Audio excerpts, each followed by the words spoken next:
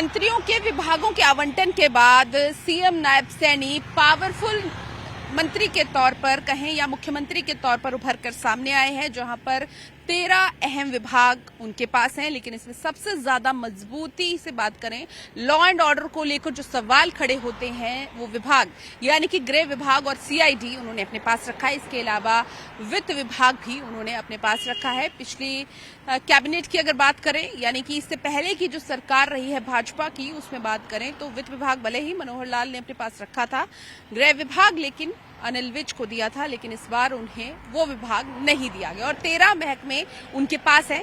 और इसके अलावा अगर बात करें तो बाकी सभी मंत्रियों को जो हैं अलग अलग विभाग अलॉट किए गए हैं, लेकिन मुख्यमंत्री ने अहम विभाग अपने पास रखे हैं। और बार बार चुनावों में भी ये मुद्दा रहा लॉ एंड ऑर्डर का। उनके पास 13 से ज्यादा विभाग है। खास बात यह है कि गृह, वित्त और आबकारी मंत्रालय भी सीएम के पास ही रहेगा। इस लिहाज से वे बीजेपी सरकार के पिछले सीएम मनोहर लाल खट्टर और कांग्रेस सरकार में मुख्यमंत्री रहे भूपेंद्र सिंह हुड्डा से भी ताकतवर बने हैं।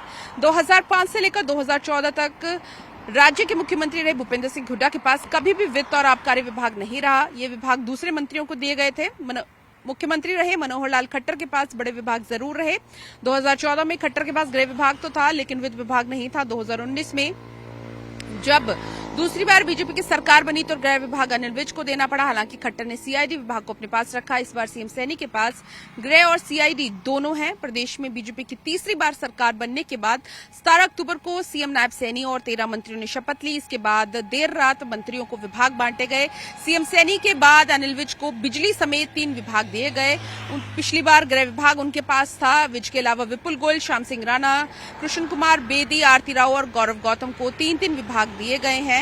और अगर बात करें तो सीएम के पास दर्जन भर से ज्यादा महकमे होंगे, यानी कि पावर भी बड़ी है। प्रदेश में किसी तरीके का विवाद जो है बीजेपी नहीं चाहती थी, इसलिए सैनी को ताकतवर बनाया गया है।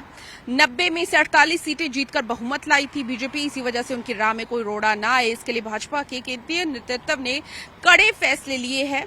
गृह एवं सीआईडी विभाग को लेकर 2019 में तत्कालीन सीएम मनोहर लाल खट्टर और अनिल विज के बीच कई मामलों को लेकर विवाद होता रहा। तब गृह विभाग अनिल विज के पास था और सीआईडी सीएम खुद देखते थे। इसको लेकर दोनों के बीच अक्सर कई मामलों में तनातनी हो जाती थी, जिस वजह से ये दोनों विभाग अलग करने पड़े। बीजेपी सरकार में इस बार विभागों के बंटवारों में नए चेहरों को ज्यादा भरोसा दिखाया गया। इसमें आरती राव, विपुल गोयल, कृष्णलाल पवार, राव नरबीर और रणबीर गंगवा को बड़े विभाग दिए गए हैं। 2019 की सरकार के मंत्री अनिल विज को इस बार गृह विभाग नहीं दिया गया। इस लिहाज से उनके विभाग कमजोर माने जा रहे हैं। महिपाल डांडा को भी 2 ही विभाग से संतुष्ट होना पड़ा है। तो फिलहाल महकमों का बंटवारा हो चुका है। मुख्यमंत्री के पास 13 से ज्यादा विभाग है और इसके साथ ही महकमों का आवंटन करने के बाद, विभागों का आवंटन करने के बाद मुख्यमंत्री नायब सैनी दिल्ली रवाना हो चुके हैं और दिल्ली में केंद्रीय मंत्रियों से मुलाकात की जा सकती है। और क्योंकि इससे पहले भी जब विभागों का आवंटन करना था, शपथ समारोह के बाद मुख्यमंत्री दिल्ली गए थे, हाईकमान से बात करी थी, लिस्ट पर चर्चा हुई थी और अब विधानसभा सत्र जो विधायकों ने शपथ लेनी है उस पर सबकी नजरें टिकी है कि आखिर वो कब होगा। आधिकारिक पुष्टि नहीं हुई है, लेकिन 25 अक्टूबर की डेट बताई जा रही है जब हरियाणा विधानसभा का सत्र हो सकता है। और इसके अलावा अभी तक अगर कांग्रेस की बात करें तो उन्होंने भी नेता प्रतिपक्ष चुनना है, जिसके लिए फैक्ट फाइंडिंग कमेटी ने अपनी रिपोर्ट हाईकमान को दी है।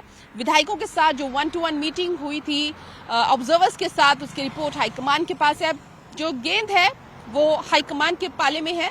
आखिर नेता प्रतिपक्ष कौन होगा और तमाम तैयारियों के बीच में हरियाणा में अगर बात करें विधानसभा सत्र की तारीख तय होगी। कैमरा पर्सन सुमित के साथ पूजा वर्मा, डेली पोस्ट पंजाब, हरियाणा, हिमाचल।